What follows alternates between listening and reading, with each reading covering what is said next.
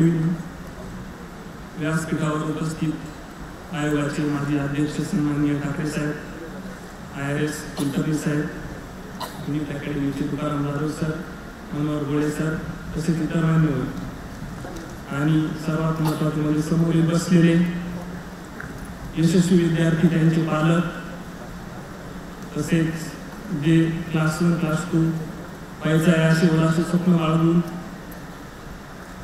इथे जमलेले माझे सर्व मित्र,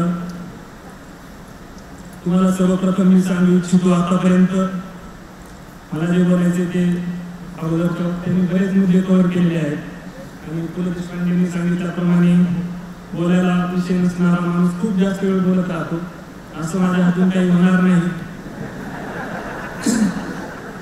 तर माझा सांगायचा असा काही अनुभव वेगळा नाही. 2012 साली मेकॅनिकल इंजिनिअरिंगची COET मधून BTech डिग्री घेतली. टाटा टेक्नॉलॉजीमध्ये प्लेसमेंट झाली होती, पण मी तो काही प्रायव्हेटमध्ये जॉब करायचा नाही म्हणून सेल्फ इन्स्पेक्टरची प्रिलिमिनरी ग्रॅज्युएशनच्या अगोदर पास झालो होतो. मग अशी कोणीतरी सांगितलं की संजय कुमारने सांगितलं की PSIची प्रिलिम ग्रॅज्युएशन पूर्वी मी पण अशीच पास झालो होतो, खूप आनंद झाला होता. त्यामुळे मी परत PSI प्रिलिम दिली नाही की पुढचं ट्राय करूया. STI झालं 2012लाच. 2013ला राज्य सेवेतून परत चीफ ऑफिसर ग्रुप B ही पोस्ट मिळाली. 2014ला मुलाखत दिली राज्य सेवेची, परंतु पद भेटलं नाही. 2015ला चीफ ऑफिसर असताना माझा तिथे पुढचा अभ्यास होत नव्हता, म्हणून बेस्ट ऑफिसर म्हणून निवड झालेली आहे 2015मध्ये ती. आणि 2016ला गोळे सरांच्या सांगण्यावर मी DYSP ॲप्लिकेशन दिला होता. माझं असं फायनल नव्हतं. प्रॅक्टिकली मी विचार केला, ओपनला 2 जागा होत्या DC-च्या आणि माझा स्कोअर 382 होता 780. तर काही DC भेटणं शक्यच नव्हतं. म्हणजे कुठेतरी तुम्हाला प्रॅक्टिकल पण विचार करावा लागतो किंवा फक्त पॉझिटिव्ह असणं चालत नाही असं मला वाटतं. पॉझिटिव्ह तर असलं पाहिजेच, त्याच्याबद्दल काही डाऊट नाही आहे. तर त्यामुळे मी DYSP पहिला दिला आणि मलाही असं वाटायला लागलं की मला फिजिकलमध्ये आवड आहे म्हणून मी होणार. नंतरच्या 200 मला 115, मुलाखतीला 60 आणि मराठी इंग्लिशला 55 असे 115 असे टोटल 497 गुण मिळाले आणि DYSP मध्ये मी 11 ओपन जनरल 11 असा रँक आलेला आहे. तर बरं वाटतं मला. मी पहिल्यांदा क्लासरूम झालो. मागच्या वर्षीचा मी अटेंड केला नाही कार्यक्रम, कारण की त्याच्या अगोदर 13ला केलेला क्लास 2 होतो. मागच्या वेळेस परत क्लास 2 म्हणलं मग काही नको पुढच्या वेळेस वगैरे क्लास 1 घेऊ. पण माझं असं म्हणजे सहज झालेलं आहे, त्यामुळे मला असं विशेष काही वाटत नाही. एक गोष्ट अजून सांगायची आहे की तुम्ही जॉब करता करता पण होऊ शकता.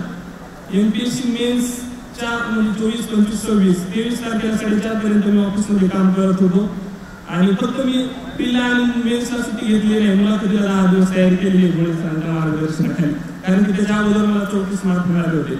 मला असं वाटायचं की मला कोणाच्या गायडन्सची आवश्यकता नाही, कारण त्याच्या अगोदर 63 मिळाले होते विदाउट गायडन्स.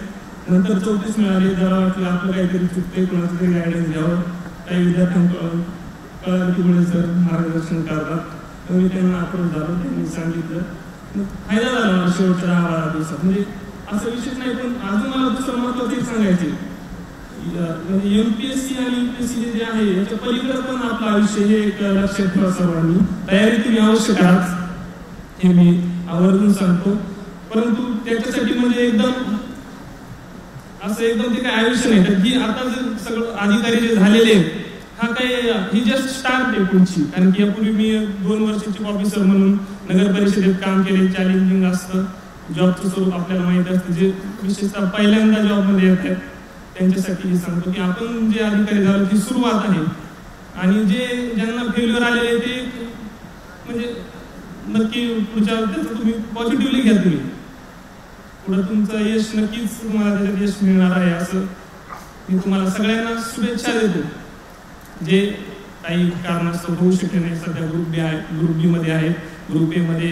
कारण की ग्रुप B आणि ग्रुप A मला नाही वाटत, कारण मी 2 वेळा ग्रुप B मध्ये गेलेलो आहे आणि आता ग्रुप A पोस्ट मिळालेली आहे. जास्त काही डिफरन्स नसतो अजिबात. म्हणजे काय दिल छोटा नाही करणे का असं होतं आपला मित्र. आणि आपल्याला असं तुम्ही डिस्टिंक्शन करू नका की मी क्लास 1 मी क्लास 2 असं काही नसतं. प्रत्येक जण वेगळ्या वेगळ्या ठिकाणी काम करणार आहे आणि सगळे इंटॅक्ट राहूयात, ग्रुप बनवूयात सगळे आपले आपले. आणि मगाशी पुन्हा मी सांगितलं की आता अधिकाऱ्यांचे आपले आपले ग्रुप झालेले आहेत. ते चुकीचंच आहे. आपलं बांधिलकी ही समाजाशी आहे. आपल्याला जे काम करायचे ते आपल्याला माहिती आहे. ट्रेनिंगमध्ये अजून सांगितलं जाणार आहे. जास्त काही सांगत नाही. सर्वांना पुढील वाटचालीसाठी शुभेच्छा. एवढे बोलून मी माझे संपवतो.